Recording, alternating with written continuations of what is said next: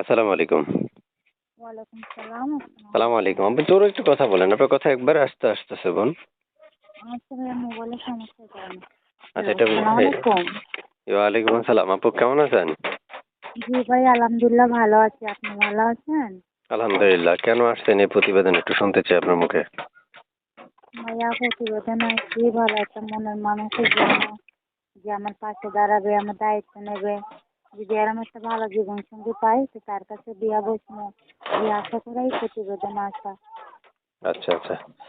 তো আপু শুনতে চাচ্ছি যে এই নাম্বারটা কার? যে নাম্বার থেকে আপনি আমাকে ফোন দিচ্ছেন এই নাম্বারটা কার? জি ভাইয়া এটা আমার নাম্বার। এই নাম্বারে ফোন দিলে আপনাকে পাওয়া যাবে?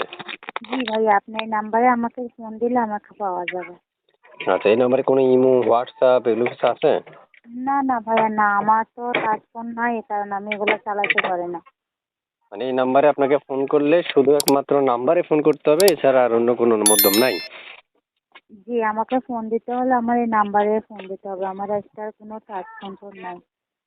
প্রিয় দর্শক আপনারা শুনতে পেরেছেন, আমি একজন আপুর সাথে কথা বলছি। চাইলে সেম আমার মতো আপনারাও কথা বলতে পারবেন। এই জন্য আপনাদেরকে স্ক্রিনে দেওয়া নাম্বারে ফোন করতে হবে, যোগাযোগ করবেন স্ক্রিনে দেওয়া নাম্বারে, কথা বলবেন তার সাথে একান্তে গোপনে। তারপর শুনতে চাচ্ছি যে আমি আপনার নাম্বারটা দর্শকদেরকে দিয়ে দিচ্ছি, এক্ষেত্রে আপনার দেশের বাড়িটা কোথায় একটু বলবেন। আমার দেশের বাড়ি কুমিল্লা। দেশের বাড়িটা কোথায়? কুমিল্লা 14 গ্রাম। আচ্ছা আচ্ছা।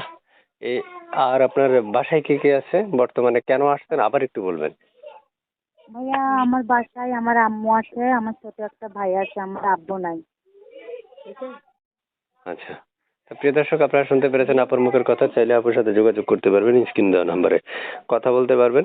ইমো ছাড়া যে কোনো এই নাম্বারে ফোন করবেন, এই নাম্বারে ফোন করলেই ওনার সাথে কথা বলতে পারবেন।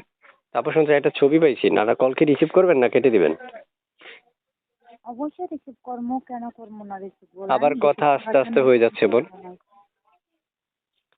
কথা আস্তে আস্তে হয়ে যাচ্ছে, আবার মুখের কাছে নিয়ে কথা বলেন একটু। বলছি ফোন দিলে কেন রিসিভ করবো না, অবশ্যই রিসিভ করবো। এই নাম্বারটা আমি দর্শকদেরকে দিয়ে দিচ্ছি। দর্শক আপনারা এখনই ফোন করুন, ওনার সাথে কথা বলুন, বাকি কথাগুলো তার সাথে বলে নেবেন। দেখেন এক এক করে অনেকগুলো তথ্য আমরা আপনাদের জন্য উপস্থাপন করি, হয়তো বা মন মতো হতে পারে, কিন্তু আপনি যদি ফোন করে তাকে তথ্য জিজ্ঞেস করেন তাহলে সেই ক্ষেত্রে আমি বলবো যে আরো ভালো। মানে আপনারা আমার থেকেও তার কাছে অরিজিনাল খবরটা আরো বের করতে পারবেন, যা জানতে পারবেন, বা তার সাথে আলাপ আলোচনার মাধ্যমে তার বিস্তারিত সকল ডিটেলস গুলো আপনারা নিতে পারবেন। তো আপু ভালো থাকেন। আর কিছু বলবেন আপু? বিয়ে শাদী হয়েছে আপনার?